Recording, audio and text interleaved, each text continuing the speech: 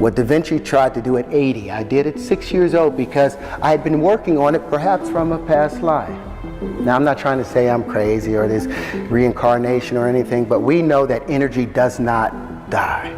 Energy just reboots itself and reboots itself. So we are eternal. So stop panicking, thinking your life is over. You've done this trillions of times. Amidst the flickering candlelight, Terrence Howard's confessions pierced the darkness, unraveling a tapestry of secrets that had remained hidden for generations. But my question actually has to do with your numbers theory. So if by your logic you say 1 times 1 equals 2, are you insinuating that 1 times 0 then equals 1? Equals 1. Well, that's what we were saying with the identity principle, the identity property. It says that 1 times nothing equals nothing. Something, so now you have, the laws of physics have to now adjust because something just disappeared. Conservation of energy, energy can't be created or destroyed. So if 1 times 0 equals 0, then what happened to the energy of the 1? Isn't that the same problem that Stephen Hawkins were talking about with the event horizon and the information going in and still being present, that conflict that was started? Well, that's because of the math. The principles in the math are not founded on truth. It's not founded on substance. The identity principle, anything times 0 is 0 and anything times 1 is 1. Where is that number? Where is that exemplified in nature or in universal phenomena? Is it? Do you see that? So then, are you saying that 1 times 5 would be 6? Yes. Well, what does it say in the associative and commutative thing? So you're if A and B proposing- are positive integers, it says if A and B are positive integers, A is to be added to itself as many times as is indicated by units in B. So you're not proposing an audit, you're proposing like a Well, I'm not the first one reconstruction to of say the way need we to do understand this. math. You know what's interesting? In 1856, a man from Liverpool named Richard Dover Statter challenged the Dewey Decimal System and said that it was wrong and created an entirely new system to show how it can be brought into correction. So I'm not the first person to state this. It's a number of people did it, but look up Richard Dover Statter. Try and find him. You won't find him because he's been erased from history almost. Your view on consciousness and energy sounds very similar to what Dr. Robert Lanza proposes in biocentrism. So that may be of interest to you if you haven't read that text. But about 5 years ago, you spoke about harmonic wave sequencing and how that could Harmonic wave resequencing. And how that could possibly solve cancer or genetic ailments within the next 5 years. I think that was about 5 years ago. So is there much progress on that? And how do you propose that this resequencing would actually recode people's genetics in order to prevent them from getting these ailments? Simple. Our DNA is made up of what? 5 elements, right? Hydrogen, carbon, nitrogen, phosphorus, and oxygen. Do you know how they're arranged? The phosphorus sits right here in the middle, and you've got 4 oxygen atoms surrounding it. Then there's another phosphorus, 2 more oxygen atoms. Now these are the legs of that double helix. These are the legs. Now the latter steps on it, they become the adenine, the guanine, the cytosine, and thymine, the ATCGs. It turns out hydrogen, they used to think that energy, the body transferred or understood the energy information through electricity. They're finding out it's through frequency. Well, guess what hydrogen sounds like? It's a key of E. Guess what? And it's the color yellow. That's what proper physics gets you to. Oxygen is a chartreuse and it's the key of F over F sharp. Now they used to, like I said, information used to be thought about as just electrical information passing on. But I got a question for you. Have you ever been at a party with some of your friends you ain't seen in 10 years, but y'all was like 14, you hung out and there was a song that came on and you was like, and everybody got up and was live at that moment. Now say 10 years later you got a friend with you, he's a good guy, but he wasn't there when me and my boys formed this. So when that song comes on, our DNA tightens. There's a particular song, a scale in the genomes for each and every one of us. Now when that song is played, when your particular prime resonant frequency is played, guess what happens? Your DNA celebrates and tightens. Everything else gets pushed out. Harmonic wave resequencing. The carbon is also the key of E and yellow. Nitrogen is G. And all these play a song. So say that the F over F sharps of the oxygen, the green, is only hitting at an F.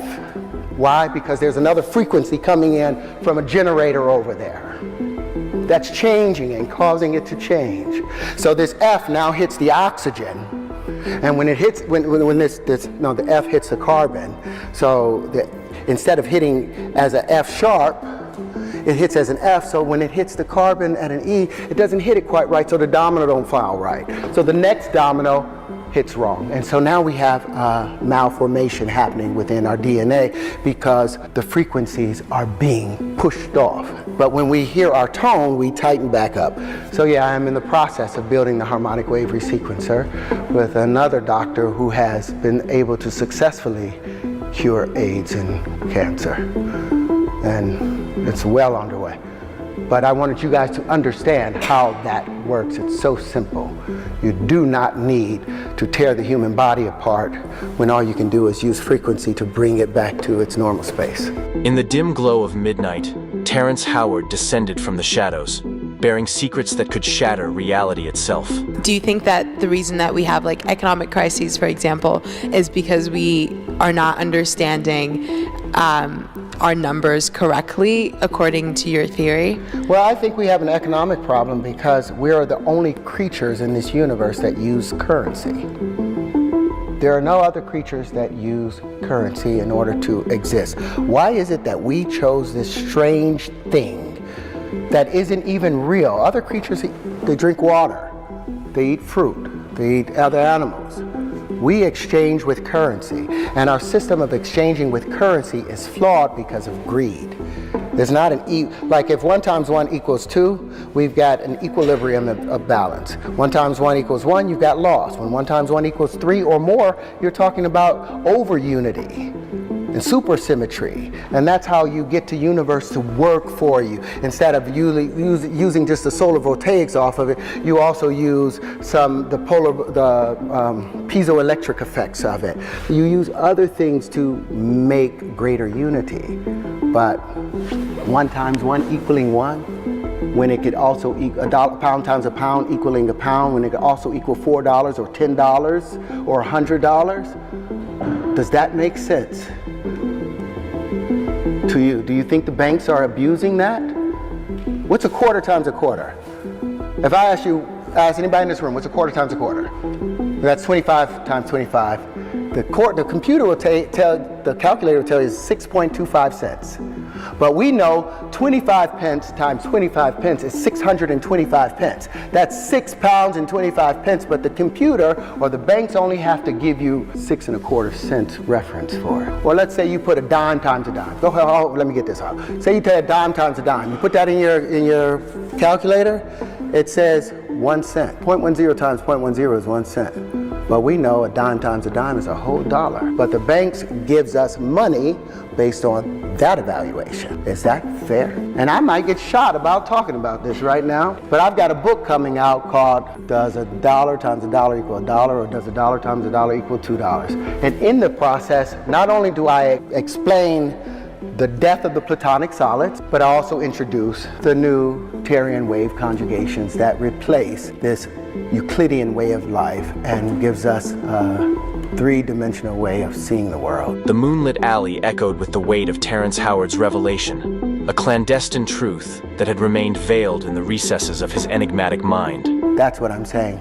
Do you want to see the world in 2D or do you want to see it in 3D? Because our math right now is 2D. Our math is black and white and stick figures. I want the world in multicolor, spectral vision. So you're saying 1 pound times 1 pound is equal to 2 pounds. But it's 1 pound squared, which doesn't make any sense because you've got a squared unit. Squared. 1 pound squared. Can you divide pounds? Can you divide money? If you can divide it, you can multiply it. All these things that I showed you guys, I've patented all these things. You know why I patented them? Because in 1926, a man named Walter Russell wrote a book called The Universal One, and in it he introduced an entirely new periodic table. And there he introduced the 2 heavy water elements, and then plutonium and deuterium. Both of those, all 4 of those elements that had never been discovered, he sent out to 800 different universities in his book. 2 years later, he watched as other people came and got Nobel Prizes for his work. Why? Because he didn't patent it. He didn't copyright it. So I copywrote all these things and patented all these things before bringing them to you. They are true, and I think there's some value to them. The money is, there's nothing wrong with the money, but how we deal with the money. But if you can divide money, you can multiply it. It works hand in hand. Or you can't see that. You can't see dividing money. It's a matter of definition. If you define, it's a matter of definition. A pound squared is not a unit defined. A pound squared.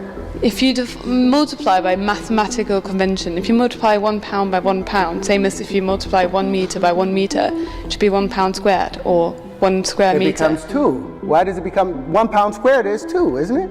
Now, if you look at remember what I just said about the associative and the commutative laws. It says A is to be added to itself as many times as its units in B. And the only thing that prevents that is the identity element that sits up and says, no, the Jim Crow law sits. Black people sit in the back of the bus because that's what the law says, without even having a foundation for it. 1 times any number is that number without a foundation, with no principle. It just says it. But if you go by your logic and you say 1 times 1 is 2, 1 times 2 is 3, and then how would you define 2 times 4? Is that's just... That stays, all that remains the same. Anything with 1, just add 1. The first rule of Okay, then where's the difference between addition and multiplication? Well, multiplication is what? Exaggerated addition. Isn't it? But isn't it a matter of mathematical convention? What is? If it was defined in the beginning, it could have been defined differently, but logical, it makes the most sense. Mic, darling. Sorry. Is it a matter of mathematical convention? If you define beforehand that something, logically, it makes the most sense that 1 times 1, if you have 1 laptop, 1 times a laptop is 1 laptop, that makes more sense than you say it's 2 laptops. Well, now if you say... And then that's where the mathematical convention comes in. And that's large part of math is convention. It's how it has been defined. It's a matter of definition. And it's wonderful. The convention is all right if the material and the information being shared in the convention is true. But when you're talking about dogma being added in, with that thing that I showed you, did you look at the square root of 2? Do you think that that's a loop, that's a natural thing? With the square root of 2? Did you believe that? Pi, there's not a mathematical... No, it's not the same though. It's not the same with pi. What we just did, we multiplied it, we cubed the number, and then we divided it by 2, and we cubed it again and divided it by 2, and we did that a number of times, and that number still remained the same exact number, which we know cannot happen. As the city slept, Terrence Howard unveiled a cryptic journal, each page etched with the forbidden knowledge that could rewrite the destiny of nations. It's right there, and that's what they say is the difference between, that's what they say allows 1 times 1 to equal 1, because 1.414121356237309.5 ... is the square root of 2. But we know that that's not the case. I tried to do it 80. I did it 6 years old because I had been working on it perhaps from a past life. We know that energy does not die. Energy just reboots itself and reboots itself. So we are eternal. As the moon cast an enigmatic glow over the city, Terrence Howard emerged from the shadows, ready to unveil a trove of hidden knowledge that could reshape destinies. If you lose that little spark that kept you motivated, that little piece, like this is my vocation. I love acting half the time, but there's some downfalls of it. You know, a lot of actors end up with personality identity crisis and conflicts because you have so many characters you're playing. And if you really commit to the characters, you become like a piece of clothing. And your body becomes what they put on. And the character has a tendency of wanting to own you. They don't let go. What you saw in Anthony Hopkins and Hannibal Lecter, that monster lives in him. That's why we believed it. He had to tap into something very ugly in our human nature sometimes. And as an actor, sometimes I tap into beautiful things. But like with Lucius, and the character I play with Lucius, his life is filled with turmoil. So 90% of the day I'm walking around carrying his turmoil and also the turmoil from me and my own family. And then how do you have time to really bring yourself back to who you are? Because that's the most important thing. That's the thing that's going to bother you more than anything else. You will look at yourself one day and you won't know who you are because you don't remember who you were. You know, sometime along the way, or maybe at 13 or 14, we let go of the little person that kept us going. That little person that was always there, I got you, man, I'm here, I got you, don't go in there, I ain't going in there. That person, when we get about 13 or 14, we get embarrassed of him. And we push him aside and we don't listen to him anymore. And he's always knocking. Hey, hey. And after so long of a time, maybe 10, 15 years, you don't even know him. You show up at your own door and you don't even know who you are. Your family doesn't know who you are. So it's important, no matter what you do, no matter what challenges you go through, you remember who you are. The air crackled with tension as Terrence Howard stepped onto the stage, a man burdened with untold truths, about to shatter the illusions that had blinded the world. Now, you know this is one of the oldest symbols in human history, right? Or do you not know? This symbol was found in the Temple of Osiris in Egypt, and it had been molecularly burned into the wall. And it's 6,000 years old. This same symbol has been found in the forbidden temples in China, sitting under the fufu dogs. And the foot on it, the flower of life, saying whoever controlled that flower of life controlled the universe. There were secrets in that flower of life that Da Vinci spent his whole life trying to uncover. There were secrets in that flower of life that Newton spent his whole life in secret trying to uncover. The same secrets that Pythagoras was desperately trying to uncover. But their problem was they kept seeing this in a two-dimensional space. They couldn't get it out of this two-dimensional frame, and as a result, they got stuck in this plane, a flat plane. Now, what Da Vinci and all of them wanted to do, they were trying to find a way to bring this flower to life, because what is inside of it? Well, apparently, there were secrets inside of it. Shapes, they got the Merkaba and all of those other things out of it. But they were misled by something I think called a straight line. You guys believe in straight lines? You believe there's straight lines in the universe? Well, let me hit you with something. All energy in the universe is expressed in what? It's in motion. If something is still, there's no energy. Kinetic, right? All motion is expressed in what? You look at galaxies. Are they expressed in straight lines? Expressed in vortices. All vortices are expressed in what? Waves. All waves are curved. Show me a straight line in nature. You show me where the platonic solids come from. Where do they have their foundations in our universe? Are there any straight lines? If you look at anything, there are no straight lines. That's been the mistake. We've been looking at these straight lines, this Euclidean way of thinking, and missing the curvature of nature. Beneath the neon lights, Terrence Howard's voice echoed through the silent crowd, each word carrying the weight of a revelation, threatening to dismantle the foundations of reality. Do you believe in loops? Do you know the square root of 2? Do you think that's a loop? Do you believe that the square root of 2 is the square root of 2? Yes or no? Hands up? No? I want y'all to take out your phone for a minute then. We're going to do one thing. Everybody got a phone? Put it on the calculator and turn it to the side so you can get all the long numbers out of it, okay? Now I want you to put in 2 and square root it. 2, hit the square root, you'll get 1.4142135623739095 ... right? Now I want you guys to do me a favor, cube it. It'll see right over there, it'll be x to the 3. Can y'all do it? Have you cubed it? It'll see 2.828, 4271, 2174, 6190. Now that makes sense. I want you guys to do me a favor.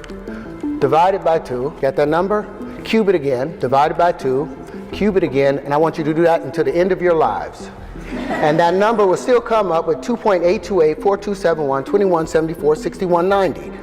Any other number that you, above 2, that you put in and you cube and you square, cube and square and divide by 2, by the 6th operation it has moved into an exponential number that you can't even imagine. Any number below 2 that you do that same operation with, it will go into an exponentially small matter and number. This is what we call a loop. It is illogical, it doesn't make sense, and it does not make math make sense. So these are some things that I'm bringing to the fore and that I would like to question. I would like to audit the math, the world of mathematics, and I would like to audit how we view the Platonic solids, because I think the new wave conjugations will tell a better story of how our world works. In a clandestine meeting, Terrence Howard shared clandestine wisdom with a select few, his words a catalyst for a storm of change. Our planet is moving away from our sun at 6 inches a year. You guys know that. 15 centimeters a year, our planet is pushing away from the sun. So in less than 500 million years, our planet will be out of the Goldilocks zone. We'll be somewhere near where Mars is, somewhere halfway between there. So life will not be able to be sustained on this planet anymore. So if we're going to be able to sustain ourselves as a species, we have to become interstellar. Not just interplanetary, we have to become interstellar. But with approximations, you cannot become interstellar. You cannot become interstellar with a point that will take you all the way over here with a straight line when the actual event is taking place over here. When you're going 600 quadrillion miles, you can't make a mistake. You need precision. And that's what the math is about. These pieces predict the natural distribution of matter and the distribution of where you can find yourself in that space. And I'm confident behind it. For 40 years I've worked on this. And I think it's ready. So I've sat also at lunch, basically trying to get my head around this, and also I was very, very, very skeptical, and I put my hands up and say that.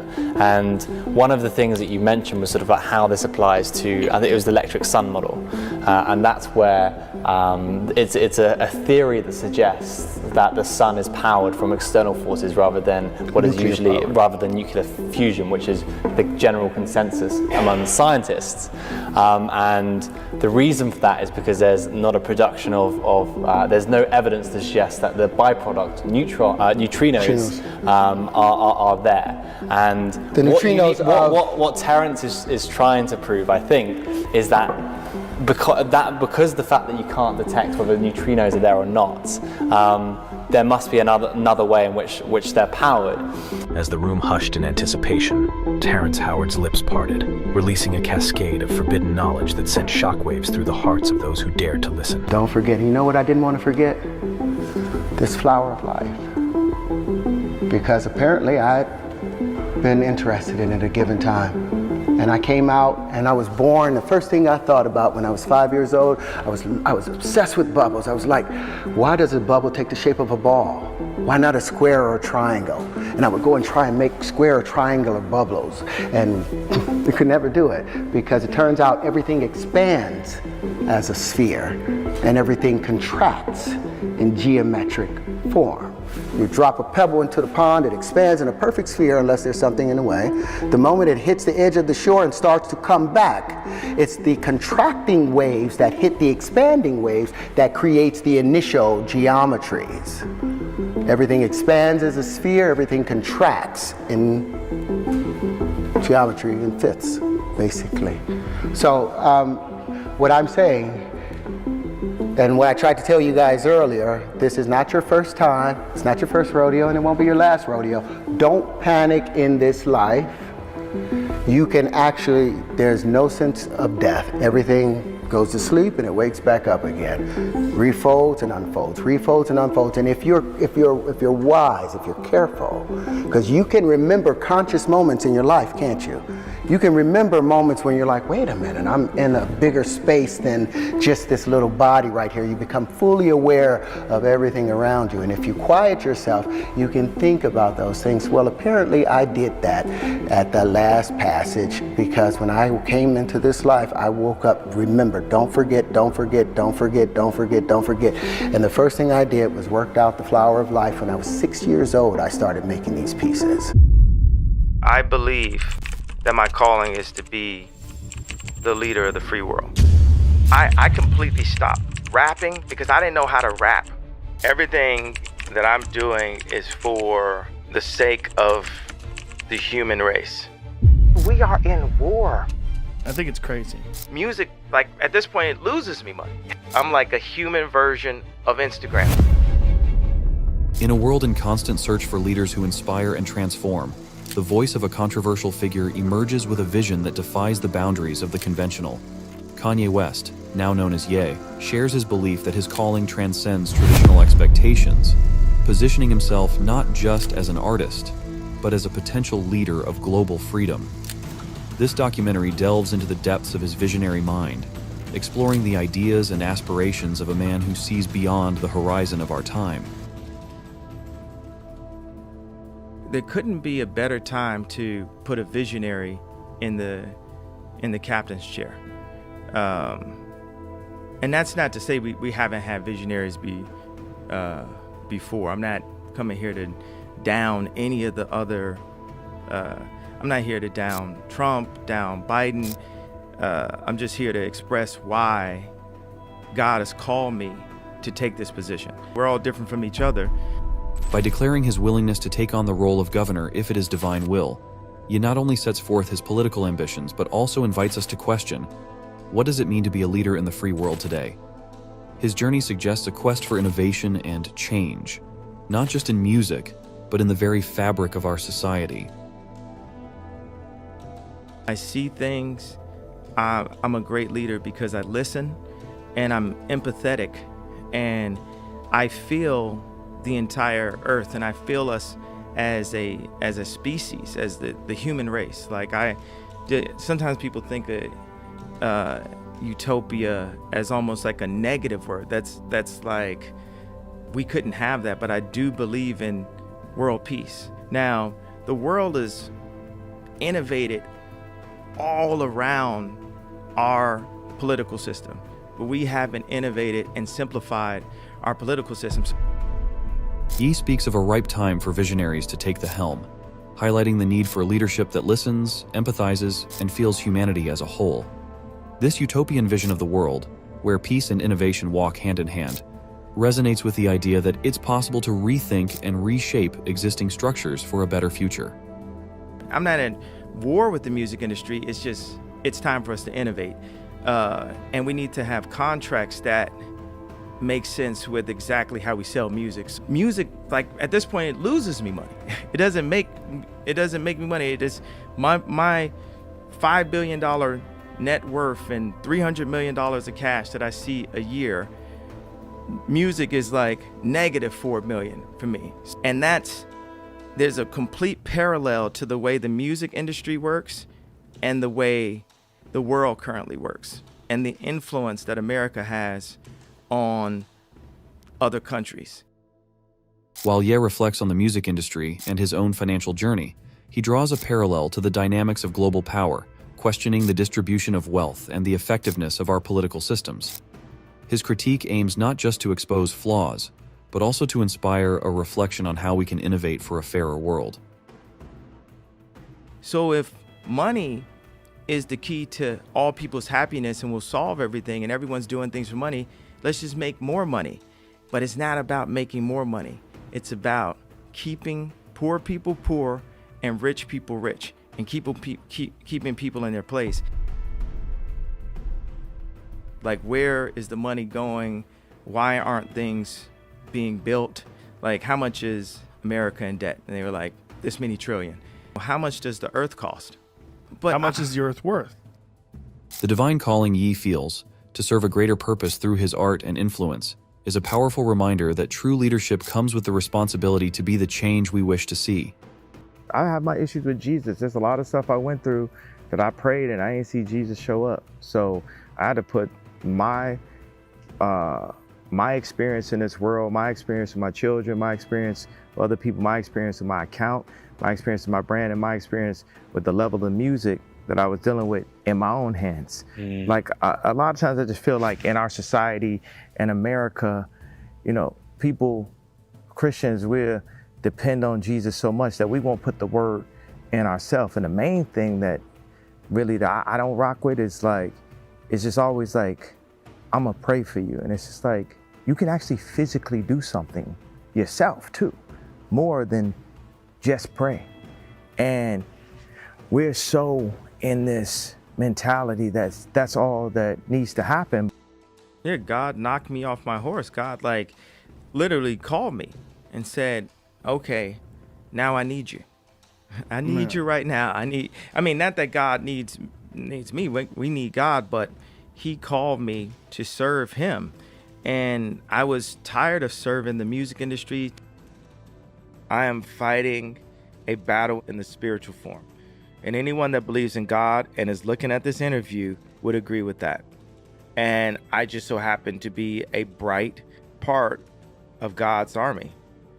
I'm fighting for us to live. The greatest gift is life itself. People need the voice.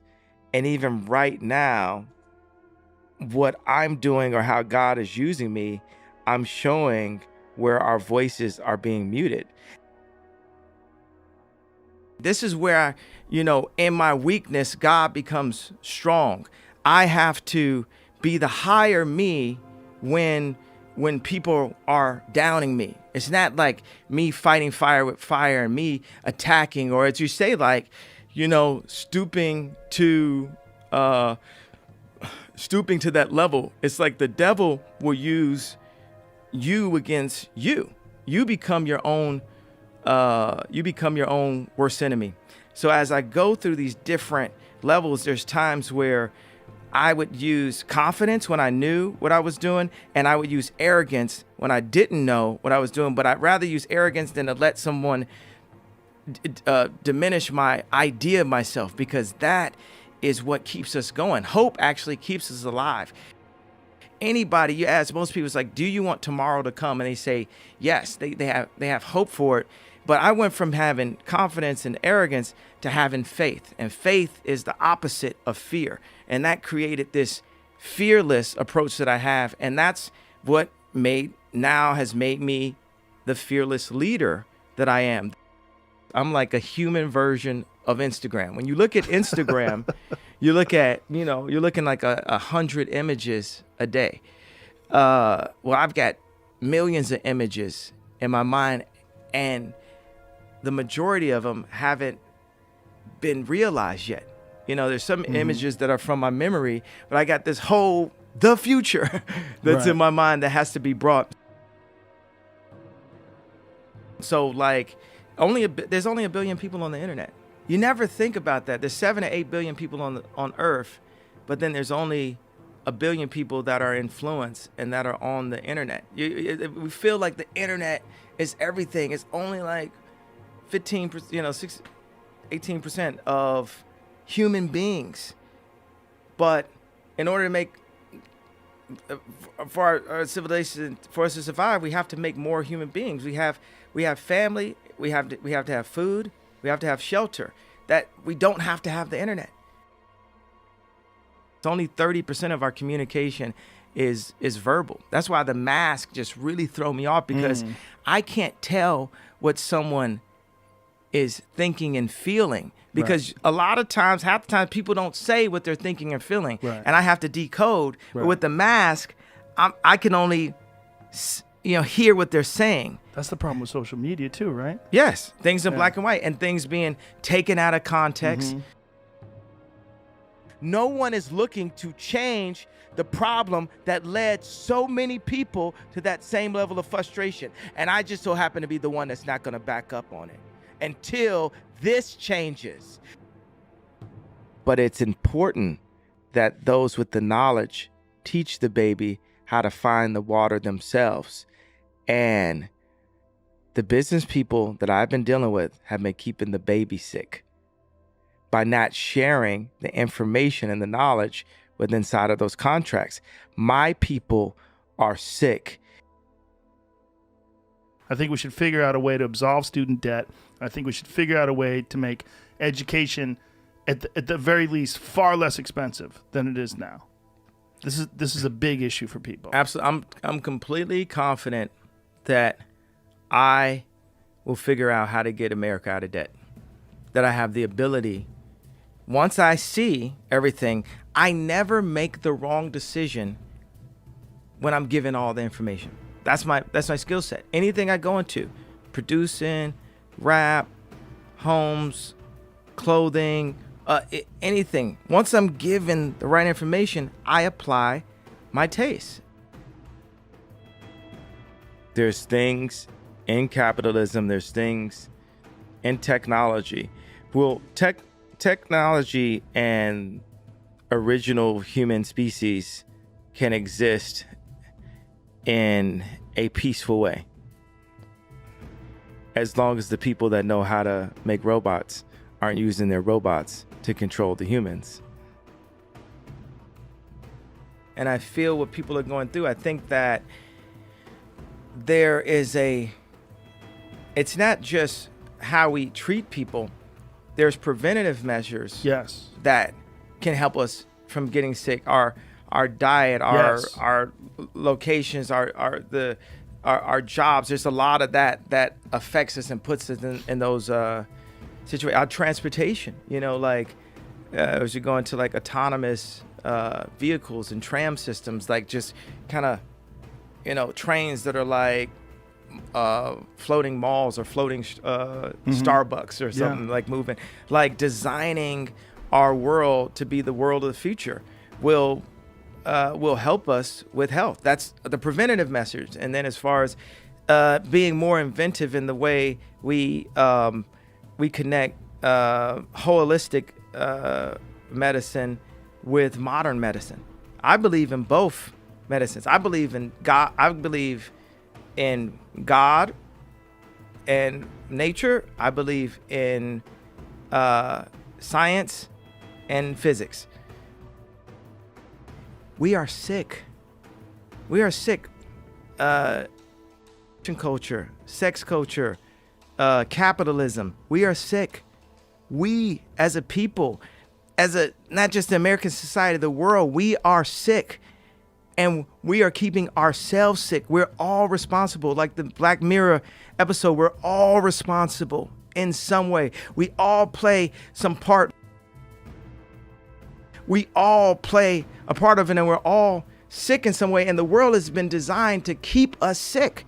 Like spatial engineering based off faith can save a world. Literally, like building will save the world. Spatial engineering, like not going to space, engineering our spaces, the amount of space that we need, the way that we interact with each other, how close we are to our loved ones, our families, how close we are to our jobs. We got to experience a lot of this. Some people, it wasn't good. Some people, it's better. They were connected with their children and their families in a whole different way. Like we're talking, this is my thing. We could talk about all of these important current issues. There's deeper reasons based on the slave mentality, based on fear, based on protectionism, not specifically white supremacy and racism, protectionism. People just want to protect what they have. We need healing internationally, not just selfishly for America. America's number one. Internationally, we need healing. And I would lead. I would lead with love, dignity, the responsibility to our country, the coverage of our families, of our soldiers,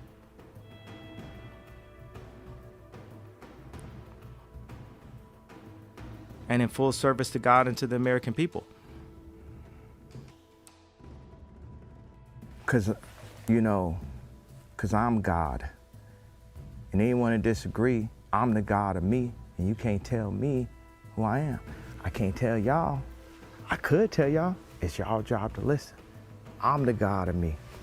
I don't know if I'm in heaven already and shit. I got number one. For all you know, I might be on like a fourth dimension version of the lifestyle. I don't know. Like I said, I must have died in this accident. This must be heaven.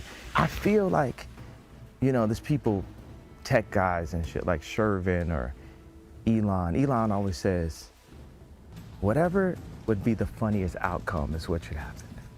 He's just thinking like, what is the most insane version of something? And that's the version that should happen. My boy Shervin said, God or alien or universal, whatever happens, it feels like victory favors the brave. Like the people that lean into it, that give, because it's all like ears. It just threats at the end of the day. It's like, why should you fear it? And everybody's like, well, I want you to smile in your photo. Right now, 50% of black deaths is abortion. We kill ourselves. That's psychological warfare. We don't buy no land. We doped out, we fried out. Everything that we promote is about the destruction of what we're doing. We are at war. That's the only thing that we really need to teach in school is engineering. We don't need to teach history. We don't need to teach anything that is subjective. It needs to only be engineering taught in school, and everything else needs to be recessed. Nothing that at all, any forced subjective information is just to weaken and indoctrinate our species. And that's what schools do now. I don't 100% believe in anything, any concept of the future or any concept of history, because history was just written by the victors. Yeah, that's so right. If I see stuff happen on the day that later that day is reported wrong. So how wrong is something reported 1,000 years ago? And why would we argue about something that's not in the now? Because that's the only thing that everyone can agree upon, is that it is now, right now. Yeah, well, you try not to make the mistakes of the past.